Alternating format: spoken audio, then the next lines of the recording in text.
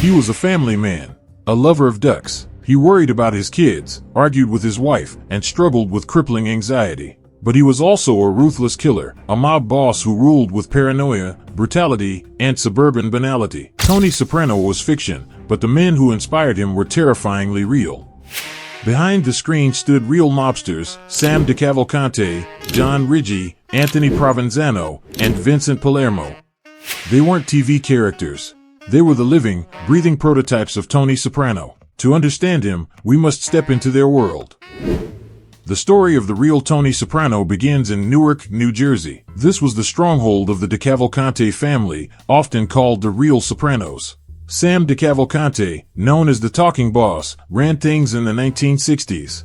He was unusually candid for a mobster, once bragging about the family's rackets on FBI wiretaps. Later, John Riggi took control, a construction mogul who perfected the blend of crime and suburbia.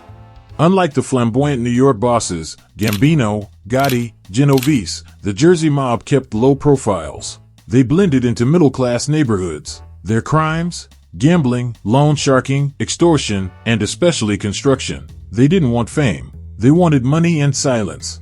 On the surface, they lived like everyone else. Manicured lawns, PTA meetings, summer vacations. But behind the curtains of their suburban homes, they were running rackets worth millions, with blood spilled quietly when necessary. The New Jersey mob's rise was not through endless turf wars, but through unions and politics.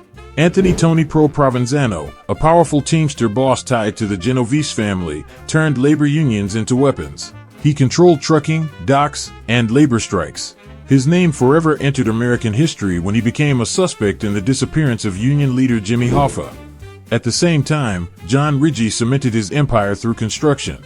Public contracts, concrete pouring, kickbacks, everything flowed through his companies. To the outside world, Riggi was a legitimate businessman.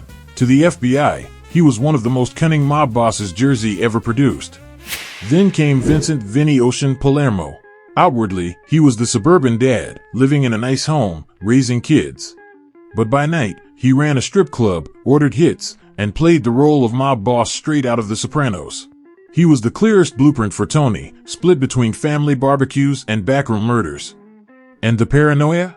That was real too. FBI tapes captured DeCavalcante members mocking The Sopranos, saying, "That's us, they're copying us." They laughed, but the resemblance was too close for comfort. By the 1980s and 90s, the DeCavalcante family had reached its peak. They had wealth, businesses, and influence stretching across New Jersey. They lived in large homes, drove Cadillacs, and looked like respectable suburban men.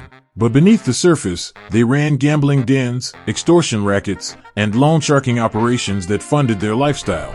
But Jersey was always treated as second class by New York's five families. The DeCavalcantes were respected, but never equals. Just like Tony resented New York's bosses on TV, Riggi and his men lived under constant humiliation. They had power, but not prestige. The paranoia grew. They smiled at kids' birthday parties, then plotted murders over pasta. They attended church on Sunday, then broke legs on Monday. Their lives were the perfect contradiction: family men and killers, homeowners and racketeers. The end came quietly, not with bullets, but with microphones. In the 1990s, the FBI turned surveillance into an art. Wiretaps, informants, and undercover agents dismantled the DeCavalcantes from the inside out. And the ultimate betrayal came from within. Vincent "Vinny Ocean" Palermo himself flipped in 1999. He testified against his own family, securing witness protection. The man who most resembled Tony Soprano ended not in glory, but as an informant hidden in anonymity. John Riggi, once the calm, suburban don, died in prison. Tony Provenzano never escaped suspicion over Hoffa's disappearance. One by one, the leaders of Jersey's mob faded away, their suburban dream crumbling under FBI pressure. The Sopranos became their legacy.